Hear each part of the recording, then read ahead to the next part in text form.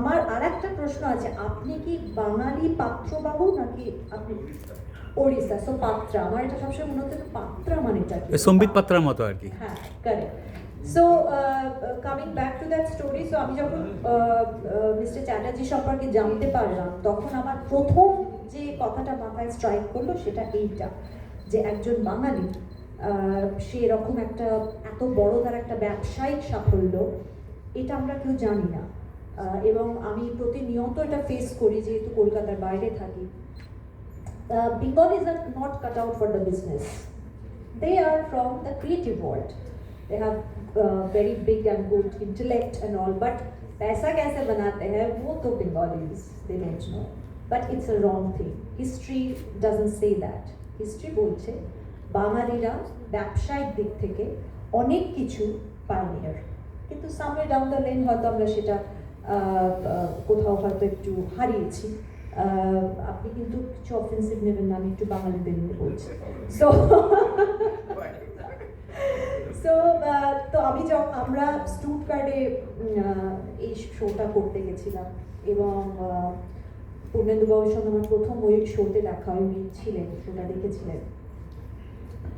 এবং আমি তখনও জানি না যে মানে উনি এই আমার প্রজেক্টের সঙ্গে যুক্ত হবেন, আদৌ হবেন কিনা, এসব আমার মাথায় কিচ্ছু আসেনি। আমি ওনাকে যেটা প্রথম কথা বলেছিলাম যে আপনার যে জার্নিটা গার্ডেন ভ্যালি নিয়ে এবং আরও যা যা আছে আপনার, গার্ডেন ভ্যালি তো one of the things are কি ওনার জন্যে, সেটা নিয়ে আমাকে একটা কন্টেন্ট বানাতে দিন, ফিল্ম বা সিরিজ বা যাই হোক আমি প্রডিউস করব। People should know this story.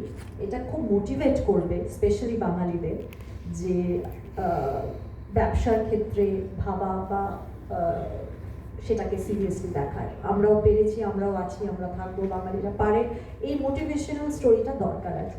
So that was my first interaction with উনি। প্রচন্ড আমি কিছুই নয়, এটা মানে যা হয় আর কি, যত বড় মানুষ হয় তত বেশি ডাউন টু আর্থ হয়, এটা আমরা সবসময় দেখেছি যারা সত্যি বড় মাপের মানুষ। তো that was my first interaction. আর তারপর সেদিনের পর আজ মাঝখানে কি হলো, কেন হলো, কোথায় হলো, কিভাবে হলো, আমি অনেস্টলি স্পিকিং খুব একটা জানি না। এটাতে যদি একজনকে ক্রেডিট দিতে হয় সেটা হচ্ছে আমার ফ্রেন্ড, আমার মেন্টর, এই প্রজেক্টের ক্রিয়েটিভ প্রডিউসার এবং কো রাইটার মিস্টার বরুণ দাস।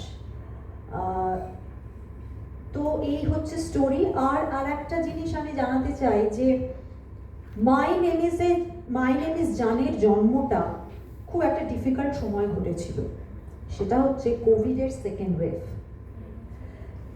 আবার কোভিড ফিরে এলো এবং সেকেন্ড ওয়েভসে প্রচুর মানুষ মারা যাচ্ছেন, সব খবর আসছে। এরকম একটা, তাই তো অবন্তি, এরকম একটা সময় যখন আমরা খুব ডিপ্রেসড, তখন এই প্রজেক্টটার জন্ম অ্যাজ আ সিড থট। তো সব জিনিসেরই ভালো খারাপ দুটোই আছে, এবং আমরা এই মুহূর্তে সেই সময়টারও ভালো খারাপ আছে, তো সেই সময় খারাপটা আমরা সবাই জানি, বাট ভালো হচ্ছে যে এই প্রজেক্টটার জন্ম হয়েছিল এই সময়টা, যেহেতু আমরা সবাই একটু রেগুলার কাজকর্ম থেকে ব্যস্ততা কম ছিল, ভাবনা চিন্তার সময় ছিল। আর আজকের ডেটে দাঁড়িয়ে এই সময় যে অবস্থার মধ্যে দিয়ে আমরা যাচ্ছি, আমরা সবাই সেটা জানি। নাচ, গান, থিয়েটার, পারফর্মিং আর্টস এগুলো তো ছিল, আছে, থাকবেও। কিন্তু যে সময়টার মধ্যে দিয়ে আমরা যাচ্ছি, দেশের যা অবস্থা, এটা আমরা সবাই জানি। আমাদের সবার চোখ সবসময় নিউজ চ্যানেলের দিকে।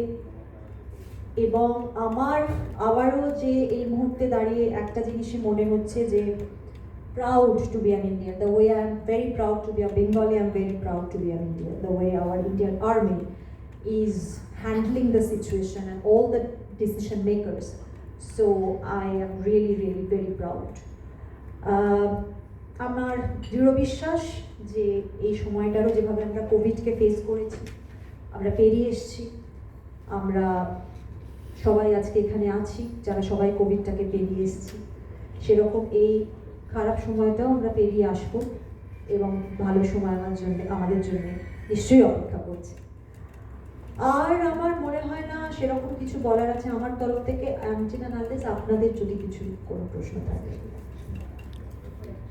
আমার মনে হয় মানে গৌরজনে কিছু তোমার মনে হচ্ছে কিছু ক্রিটিক্যাল বা কিছু কোনো একটা জায়গায় কাজ করতে গিয়ে গৌরজন যখন তুমি আজকে এখানে কেন বলো তো? আজকে তো আমার বস রিলিজ করছে, তুমি এখানে কেন? আরে তুমি আমাদের কাছে মানে কোথায় থাকো বলো? অর্পিতা, হ্যাঁ। ফার্স্ট এই প্রথম মঞ্চে অভিনয় একেবারে পর্দার বাইরে গিয়ে লাইভ একদম, তো এই অভিজ্ঞতা বা এই যে ওয়ার্কশপ করানো বা যেভাবে নিজেকে তৈরি করা, তার অভিজ্ঞতাটা যদি একটুখানি বলো। প্রথম কথা হচ্ছে